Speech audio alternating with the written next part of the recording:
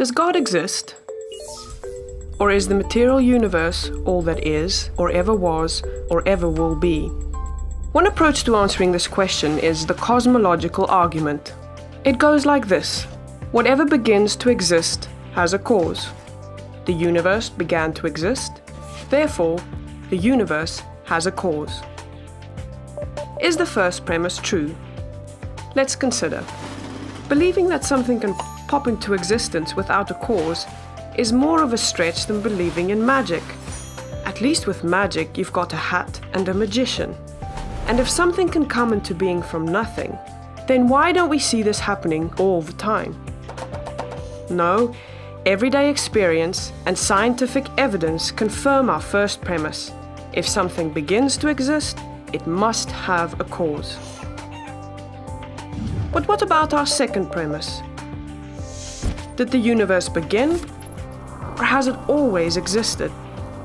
Atheists have typically said that the universe has been here forever. The universe is just there, and that's all. First, let's consider the second law of thermodynamics. It tells us the universe is slowly running out of usable energy. And that's the point. If the universe had been here forever, it would have run out of usable energy by now. The second law points us to a universe that has a definite beginning. This is further confirmed by a series of remarkable scientific discoveries. In 1915, Albert Einstein presented his general theory of relativity. This allowed us, for the first time, to talk meaningfully about the past history of the universe.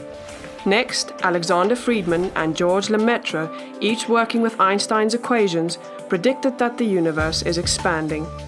Then in 1929, Edwin Hubble measured the red shift in light from distant galaxies. This empirical evidence confirmed not only that the universe is expanding, but that it sprang into being from a single point in the finite past. It was a monumental discovery, almost beyond comprehension. However, not everyone is fond of a finite universe, so it wasn't long before alternative models popped into existence. But one by one, these models failed to stand the test of time.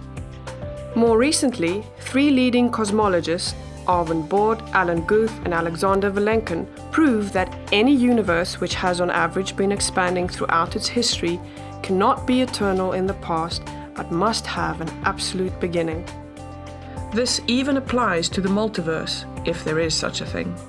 This means that scientists can no longer hide behind a past eternal universe. There is no escape. They have to face the problem of a cosmic beginning. Any adequate model must have a beginning, just like the standard model.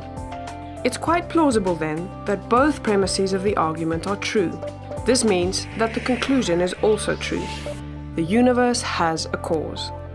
And since the universe can't cause itself, its cause must be beyond the space-time universe. It must be spaceless, timeless, immaterial, uncaused, and unimaginably powerful, much like God. The cosmological argument shows that, in fact, it is quite reasonable to believe that God does exist.